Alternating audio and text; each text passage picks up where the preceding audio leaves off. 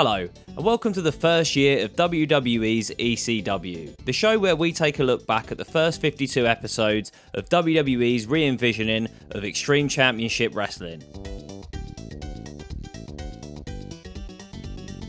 To kick off episode 45, we get a recap of the shenanigans that happened last week in the main event.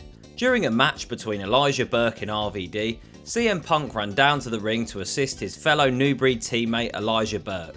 Punk then threw a chair into the ring with too much force, thus landing in the hands of New Breed rival RVD. This accident subsequently helped Van Dam win the match. Backstage before this week's show, Punk says to his fellow New Breed teammates, "I want to apologise to you all, but I don't want to apologise for trying to assume the role of leadership, and I don't want to apologise for pointing out that we need independent thinkers here in the New Breed. And I don't want to apologise for telling you guys that once you get knocked down, you get back up. I want to apologise for last week.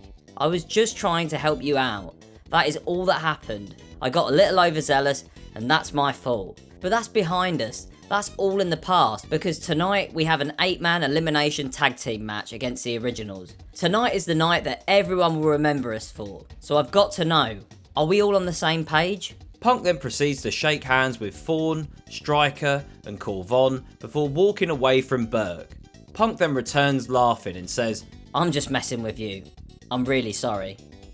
We're kicking off the night big with the Samoan bulldozer Umaga taking on the ECW World Champion Bobby Lashley. This is all taking place just days before Lashley is being forced to defend his title in a 3-on-1 handicap match at Backlash against Umaga, Shane and Vince McMahon. Backstage, a dapper looking Vince wearing a bowler hat is watching on with keen interest. We're not quite in the do-rag era yet, boys. This starts off as a hard-hitting match between these two beasts, but not long after knocking Umaga to the outside, Estrada then hits Lashley with the title belt, causing a disqualification. Vince marches down the aisle to hold Umaga back from sustaining any further damage ahead of their important title match at Backlash. While in the ring, Estrada gets his ass handed to him by Lashley, hitting a spear on Estrada, then pressing and launching him to the outside.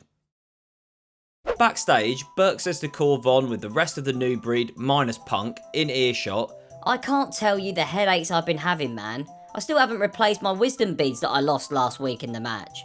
Before Punk comes back, I think we may have a problem. I think we may have made a mistake by bringing Punk into the New Breed." Corvon stops Burke and says, "Whoa, hold on. We made no mistake. It was your idea to recruit Punk." Burke says, "I know that, and I take full responsibility for that. But don't you guys think he slid that chair in just a little too hard?" Striker chirps in and adds, "Let's not overanalyze the situation. I know you feel threatened, that's understandable. He's talented. He's only trying to motivate the group." Burke sounds agitated by Striker's comment and says, "Motivate?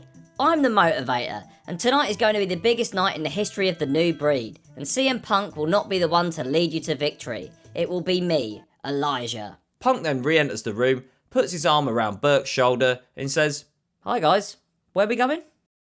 Next up, we've got the monster Snitzky with his minging orange teeth making his way down to the ring to take on Captain Caveman Balls Mahoney. 2 weeks ago, Snitzky was busy stalking the girls, Kelly, Brooke and Layla, aka Extreme Expose. Later that night, he cornered poor Layla in the middle of the ring. Thankfully, Balls Mahoney came to the rescue of Layla when he hit Snitzky with a chair shot to the noggin. That chair shot had no effect on Snitzky, who replied with a big boot, knocking out Mahoney. Another important thing to note here is, 3 episodes ago, Balls Mahoney got squashed by Snitzky in just over a minute. So, time for a little quiz.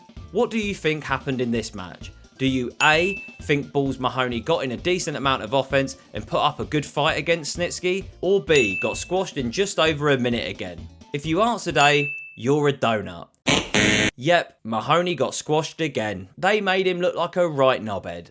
What is the point of this? How many times do we need to be shown that Snitzky is a monster and no one can beat him? It's just so f***ing boring. Like, all the guy does is beats people in a few minutes. No interesting storyline, nothing. Feel free to disagree with this statement, but I think there was actually potential to have done something here with Balls Mahoney protecting Extreme Expose. I know I'm not going to win a Wrestling Booker of the Year prize with that idea. I'm just saying, Mahoney protecting the girls each week from the creep Snitzky would have been a more entertaining use of TV time than this shite. And also, I've had time to think about it, and Snitzky's entrance theme is pure arse. I'm getting real tired of hearing that stupid soundbite every time he pins someone.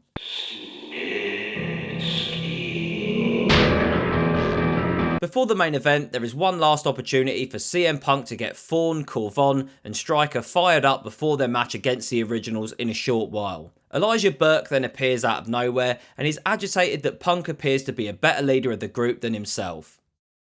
It's main event time, folks. Time for another instalment in the Originals vs New Breed saga as both teams head down to the ring in London to battle it out for stable supremacy. Before the match starts, the tension between Burke and Punk continues to grow when Burke gets on the mic and says that he wants to make this a fair fight. There are 4 of you Originals and 5 of us. Burke then tells Punk to sit this one out. Sandman is the first eliminated in this tag match when Burke rolls him up early on and gets the 3 count. I'm sure Sandman was quite happy about that, to be fair. He can go and get hammered in the back now. Striker is next to go after Van Dam hits a split-legged moonsault.